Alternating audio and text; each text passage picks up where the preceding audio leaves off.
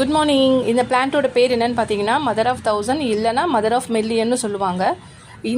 இந்த லீஃப் வந்துட்டு நம்ம எப்படி வந்து ப்ராபகேட் பண்ணணும்னு பார்த்தீங்கன்னா, இந்த லீஃபோட அந்த கார்னர்லேயே ஃபுல்லாகவே அதனுடைய குட்டியை வந்து அது போட்டுரும். ஸோ இந்த மாதிரி தான் அந்த குட்டி இருக்கும்.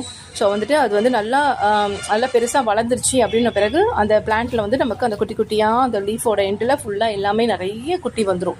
ஸோ நம்ம அதுக்கப்புறம் எடுத்து அந்த சின்ன செடி அந்த குட்டியாக இருக்குது பார்த்தீங்களா, அதை எடுத்து சும்மா நீங்கள் ஒரு மண்ணில் போட்டாலே ஆக்சுவலாக அதுவே விழுந்து அதோட தொட்டிலே வளர ஆரம்பிச்சிடும். பட் எனக்கு அந்த செடி தொட்டியில் ஃபுல்லாகவே அந்த பிளான்ட் இருக்கிறனால நான் வந்து வேறு ஒரு இடத்துல நான் வந்து இந்த பிளான்ட்டை வைக்கிறேன்.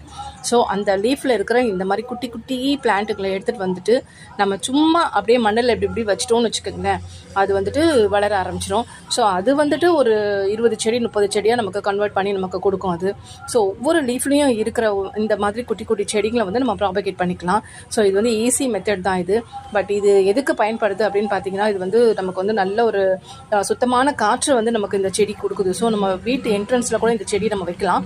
நிஜமாவே வந்துட்டு நமக்கு இப்போ இருக்கிற காலகட்டத்தில் பார்த்தீங்கன்னா, நமக்கு அந்த வண்டியோட புகைங்க அது இதுன்னு பயங்கரமாக வீட்டில் கூட நம்ம கிச்சனில் நம்ம ஒர்க் பண்ணும்போது நிறைய அந்த புகைங்க அதெல்லாம் வந்து நமக்கு ரொம்ப இன்ஃபெக்ஷன் ஆகுது.